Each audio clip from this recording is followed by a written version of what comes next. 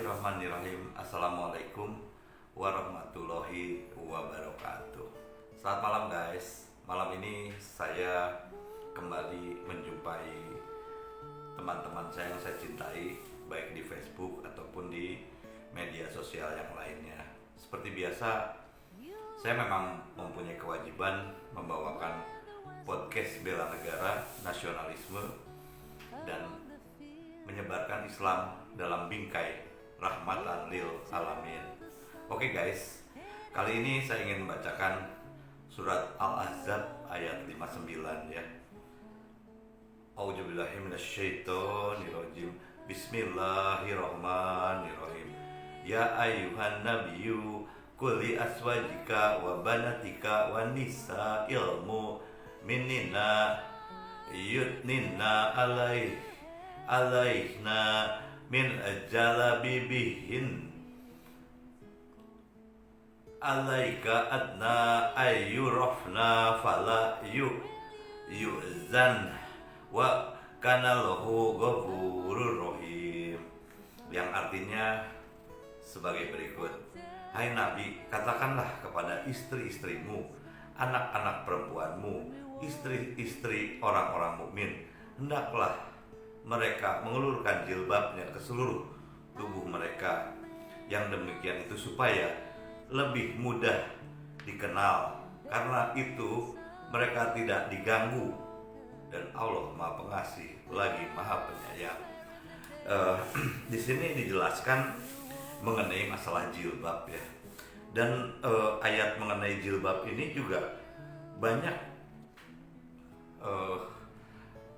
kontroversi ya, atau tafsir yang menjelaskan ini berbeda-beda, dari mulai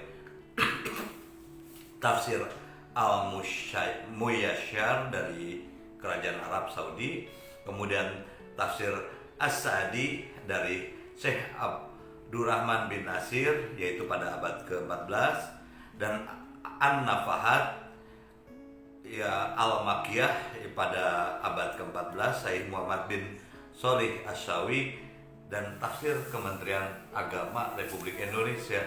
Ternyata pengertian mengenai jilbab ini juga berbeda-beda ya. Ada yang mengatakan bahwa jilbab itu sebagai pembeda dan diberikan kepada Nabi, kepada keluarganya sebagai pembeda supaya tidak diganggu oleh orang lain. Ada pengertian yang diganggu oleh orang asing dan sebagainya.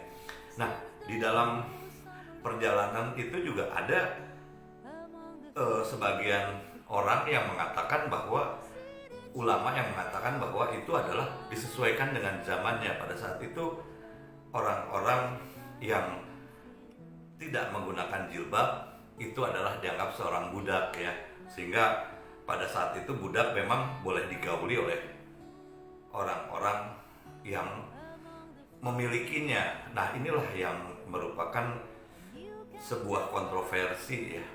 Jadi zaman dulu kita bisa bayangkan di tanah Arab tuh kehidupan tuh begitu jahiliyah ya. Jadi orang-orang yang budak tuh bisa langsung digunakan tanpa perlu menikah dahulu. Nah, tapi kan jelas ya, di dalam norma apapun sekarang nih sudah disesuaikan dengan peradaban ya. Kalau kita masih mau dalam dunia zaman jahiliyah, ya tentu itu sudah tidak cocok lagi, tidak sesuai lagi. Jadi apapun yang dilakukan pada zaman jahiliyah tentunya tidak sesuai dengan zaman yang ada sekarang. Nah, pada saat itu kan namanya jilbab ini bisa jadi pembeda ya. Ada yang mengatakan jilbab itu menutupi seluruh bagian tubuh hingga kelihatan matanya, karena tidak diperjelas dalam Al-Quran sendiri. Nah, kemudian ada yang mengatakan bahwa jilbab itu sebagai sebuah kerudung saja untuk membedakan bahwa ini adalah orang-orang yang terhormat, sedangkan yang lain itu budak ya. Nah, dalam hal kriteria untuk penganggapan ini saja sudah menimbulkan satu sifat yang sifatnya apa ya namanya, perbedaan derajat ya antara manusia. Padahal sebetulnya pada akhir hayat Rasulullah pun mengatakan bahwa manusia itu semua setara. Tapi kan dalam perjuangan tuh ada dalam tahapan dan tahapan di mana manusia itu untuk mencapai rahmatan lil alamin harus mengetahui yang awal seperti apa, yang akhir seperti apa. Nah, setelah zaman Rasulullah kesini pun juga kita harus berpikir mengenai masalah peradaban ya. Jadi ya mohon maaf ya, bagi saya pribadi kalau bicara jilbab itu menutupi hingga baju dengan pakaian syar'i menutupi seluruh tubuh, buat saya untuk zaman sekarang itu tidak pantas ya, bahkan banyak membelenggu kemerdekaan seorang perempuan ya. Dan memang dijelaskan dalam Al-Quran tidak ada ayat yang mengatakan bahwa kalau tidak menggunakan jilbab itu dosa atau bakal masuk neraka, tidak ada. Ya kalau misalnya kita bicara mengenai masalah hadis ya, saya pernah berbicara dengan seorang ulama, dia mengatakan bahwa hadis itu harus teliti. Karena apa?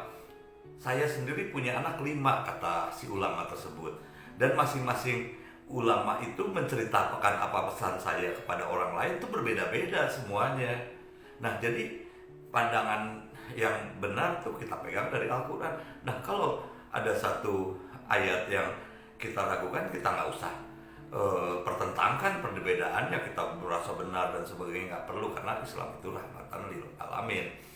Jadi saya juga sering kali dikritik ya sama orang bahwa wah, tidak menggunakan jilbab itu dosa, sedangkan saya memang bicara bahwa pengertian jilbab bagi saya, jilbab itu berpakaian sopan dan dengan rambut tuh sudah juga menutupi kepala, itu juga sudah menutupi aurat ya bagi saya ya. Nah, tapi kan pendapat orang juga bisa berbeda ya. Tapi kenapa hal ini mesti kita pertentangkan? Bukankah yang lebih baik adalah kita sama-sama memperbaiki akhlak ya, dengan kebaikan, terus kemudian kita jujur, kita tidak menyakiti orang lain. Nah, sekarang kita memaksakan orang lain menggunakan jilbab dengan memaki-maki orang, sudah menambah dosa itu. Bukan satu ajaran yang benar ya. Jadi kita hargailah semua orang ya. Kita bisa menghargai sesama muslim sendiri, apalagi kita menghargai bagaimana kita bisa menghargai orang lain, sedangkan sama muslim sendiri kita saling menghargai, saling gontok-gontokan, saling merasa benar. Oke guys, Islam itu rahmatan lil alamin, dan bicara pada hakikatnya adalah yang harus diperbaiki adalah akhlak dan kemajuan zaman ya. Bahwa sebetulnya dengan kita bicara sebagai orang yang sama-sama mencintai Indonesia, kita bicara nasionalis, dengan ajaran Islam kita memperbaiki akhlak, itulah yang begini ya. Bukan kita akhirnya berdebat dengan suatu kondisi yang saling menyerang, itu kebodohan. Oke guys, assalamualaikum warahmatullahi wabarakatuh. Salam bela negara. And there have been